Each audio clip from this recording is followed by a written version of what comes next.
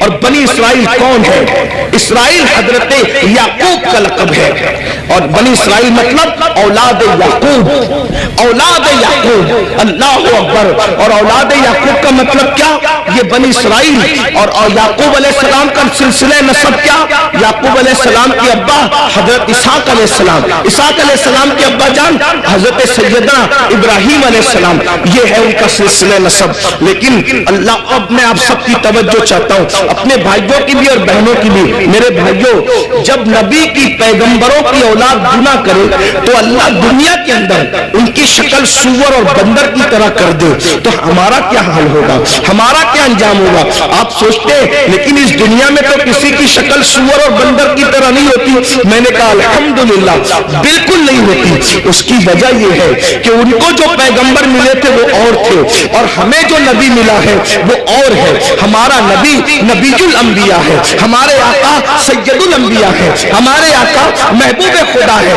لیکن یاد رکھنا، اس کا یہ مطلب نہیں کہ محبوب کی خاطر اگر دنیا میں شکلیں نہیں بگڑ رہی ہے تو قبر میں بھی نہیں بگڑے گی، ایسا نہیں ہے۔ قبر میں شکلیں بگڑے گی۔ اللہ کے رسول علیہ السلام نے فرمایا، ہم نے شب معراج، آقا فرماتے ہم نے شب معراج جب جہنم کا مشاہدہ کیا تو ہم نے دیکھا کہ کچھ لوگوں کی شکل کتے کی طرح ہے، کچھ لوگوں کی شکل خنزیر کی طرح ہے، کچھ لوگوں کی شکل بندر کی طرح ہے۔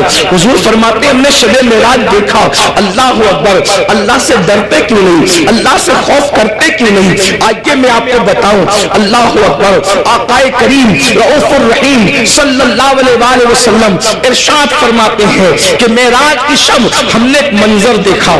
آقا فرماتے جنت کی سیر کی آقا نے اور جہنم کا مشاہدہ کیا۔ دیکھو یہ باتیں ہمیں نہیں پتا ہے، جس دن پتا چل جائے گی اس دن ہمیں احساس ہوگا، اور ہمیں یقین ہے ہماری قوم کو جب کوئی بات پتا چلتی ہے تو وہ اس پر عمل کرتے ہیں، کیونکہ اس پر قرآن کی نص موجود ہے، وَذَكِّرْ فَإِنَّ الذِّكْرَىٰ تَنفَعُ الْمُؤْمِنِينَ، کہ مومنوں کو نصیحت کرو کہ نصیحت مومنوں کو فائدہ دیتی ہے۔ یہ اتنے نوجوان داڑھی کیوں رکھ رہے ہیں؟ یہ کسی نہ کسی خطیب کی گفتگو کا اثر ہے۔ بہت سارے جوان نماز کیوں پڑھ رہے ہیں؟ ہم اللہ اکبر، بہت سارے علاقوں میں ہم لوگ گئے نہیں، بہت سارے لوگ دوسرے خطبہ نہیں گئے، لیکن کسی نے کہا ہمارے امام صاحب نے نماز پہ تقریر کی، ہم نمازی بن گئے، داڑھی پہ تقریر کی، ہم داڑھی رکھیں۔ تو پتہ چلا یہ جلسے بالکل بھی لایانی نہیں ہے، غیر ضروری نہیں ہے۔ مومنین کو نصیحت فائدہ دیتی ہے، بس ناصح کی نیت صحیح ہونی چاہیے، اور سننے والوں کو بھی صحیح طور پر سننے کا شوق ہونا چاہیے۔ اب آئیے ذرا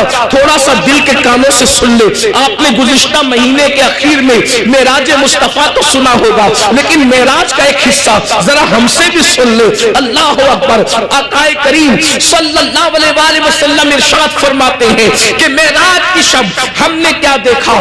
اللہ اکبر، جب جہنم کا مشاہدہ کیا۔ مشاہدے اور سیر میں فرق ہے، جنت کی سیر کی ہے، جہنم کا مشاہدہ کیا ہے۔ اللہ اکبر، تو فرماتے ہیں خون کا دریا تھا، پیپ کا دریا تھا، اور اس میں بندہ تیر رہا تھا۔ خون اور پیپ کے کھولتے ہوئے دریا کے اندر کوئی تیر رہا ہو، تھوڑا توجہ کیجئے گا میرے پیارے آقا علیہ الصلوۃ والتسلیم کے پیارے دیوانوں، ذرا غور کیجئے گا۔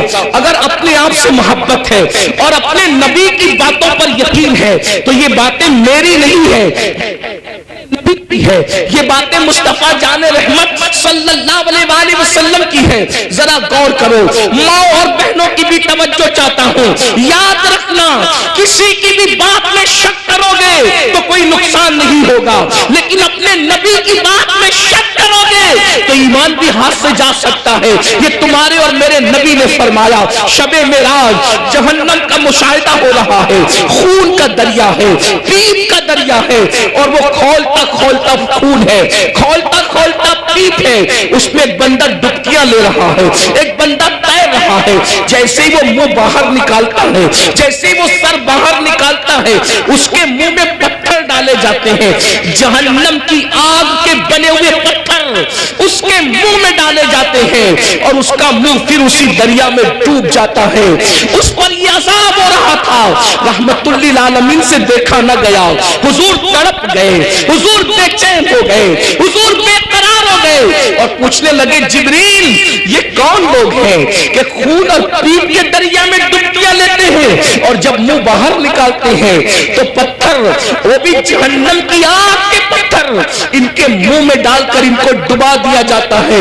ये दर्दनाक अज़ाब क्यों हो रहा है? तो जिब्रील अमीन ने अर्ज किया, या रसूल अल्लाह, ये आपकी उम्मत के वो लोग हैं जो दुनिया में सूद खाया करते थे, ये सूद का कारोबार किया करते थे, ये सूद का धंधा किया करते थे। मैं आपसे पूछना चाहता हूं, दुनिया ही सब कुछ है, बोलो अगर किसी सच्चे मुसलमान को ये पता चले कि सूद खाने का अंजाम क्या है, वो पीप का दरिया, वो खून का दरिया। और खून का दरिया क्यों है? मैंने गौर किया कि सूद खोरों के लिए पीप और खून का दरिया क्यों है। तो बहुत सोचने के बाद मुझे ये समझ में आया कि सूद खोर लोग कौम का खून चूसते हैं, कौम का खून चूसते हैं, उनकी गुर्बत का फायदा उठाते हैं, उनकी मजबूरियों का फायदा उठाते हैं। इसलिए देखो कुदरत ने उनको खून और पीप के दरिया की सजा दी है।